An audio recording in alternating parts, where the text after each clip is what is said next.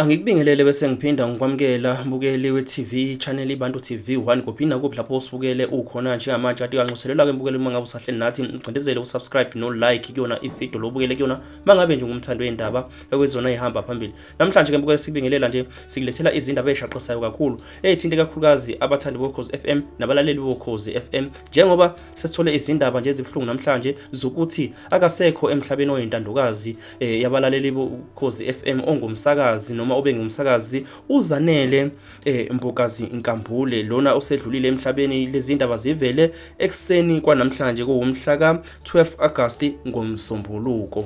Kanti ke uZanele Mbokazi bese kubikwa isikhathi eside ukuthi uqine ukugula kwesifo somdlavuza. Ubeke abanjelweke imithandazo noma izinkonzo ikhashana ezimbalwa lapho khona bekulisana khona nakugula kwakhe ephuma engena naye esibhedlela.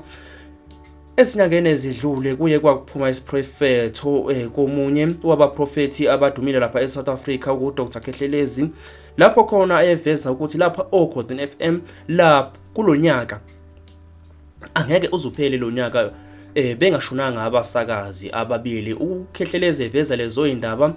uZanele Mbokazi wayekade exinwe ukugula kakhulu ngaleso sikhathi engena ephuma esibhedlela lapho khona uZanele Mbokazi waze wayiphendulela yena kuyona inkulumo kaKhehlelezi eyayithinta ukuthi kunabasakazi ababili lapha oKhozi FM abangase badlule emhlabeni. Ngibingelele kakhulu kwena Sipho, ngibingelele kwena Mroza, ngibingelele kakhulu kumlaleli wokhozi FM. Namhlanje ngize la e-studio angiphethe indaba ezinhle.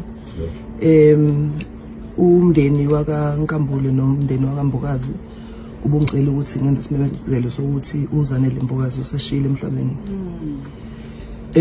uZanele ushiye khona namhlanje bese kudlule mhlawumbe u12 after 12 namhlanje. Ngihambile ngaye esibhedlela ngabonana no Bishop ihusband kaZanele bese naye nomndeni wonke esibhedlela sesemvalelisa. Kodwa okuningi ngizocela ukuthi ngidlulisele kubantu abazomela umndeni ekukhulumeni going forward. Kodwa mhlawumbe ngingakadlulisele kusithembiso ngizocela nje ukubonga kakhulu umlaleli wokhozi nelihambe nathi lolu hambo. Ngiyazi ukuthi uZanele bekuwumuntu benembeke emkhulekweni kakhulu. Ngiyathanda nje ukuthi dudu kakhulu nje kumndeni weshilo, umndeni wakaNkambule, umndeni wakaMbokazi, sithi sikhala nani dudu alohlanga ngahlanga. Ngilana studio ngihamba noSithembiso Mtshali no Bishop. Ngizocela udlulisela kwena Bishop qala. Ngibingelele kakhulu ngosuku olubuhlungu bobo. Kafushane nje nasikulandise ngomlando kaMamZanele Mbokazi kaNkambule uhamba kanje. Zanele Mbokazi Nkambule, the esteemed founder of the Crown Gospel Music Award and a well-known Ukhozi FM radio personality, has passed away. Her death was confirmed by her husband Bishop Nkambule in a statement released earlier today. It is with a heavy heart that the Nkambule and the Mbokazi families announced the passing of our dearly beloved Miss Zanele Mbokazi Nkambule, the founder of the Crown Gospel Music Award and a cherished Ukhozi FM radio personality. Read the statement from Bishop Nkambule. Shuthi-ke le statement esivelizayo sephuma lapha kubaba uNkambule kungumkhonyana kaZanele Mbokazi. Mbokazi Nkambule noma Zanele Mbokazi Nkambule passed away in the early hours of August 12, 2024 at Parkland Hospital. She was also the wife of Bishop Nkambule, a prominent pro-democracy figure in Swatini. The news of her passing has sent shockwaves through the entertainment industry and beyond, as she was a celebrated figure who contributed significantly to the promotion of gospel music in South Africa and beyond. Her legacy through the Crown Gospel Music Awards will continue to inspire future generations.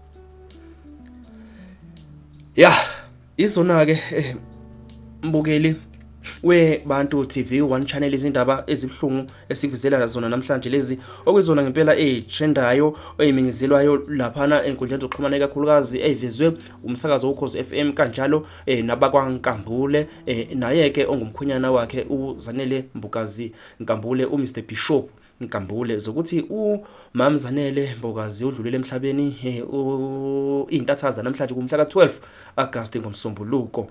So sithi nje naleyo hleli ngehliyo abathandi ba Mam Zanele Mbukazi nabalali boKhozi FM balale ngenxa kulezi indaba ezibhlunga ngaka nathi sishayekile kakhulu ngale mbali esibunile bekade iqhakazile khona lapha emhlabeni. Siphinde ke mbukele sihlangane kwanye ama video alandelayo. Sithemba ukuthi usubscribe ile wayilike ivideo.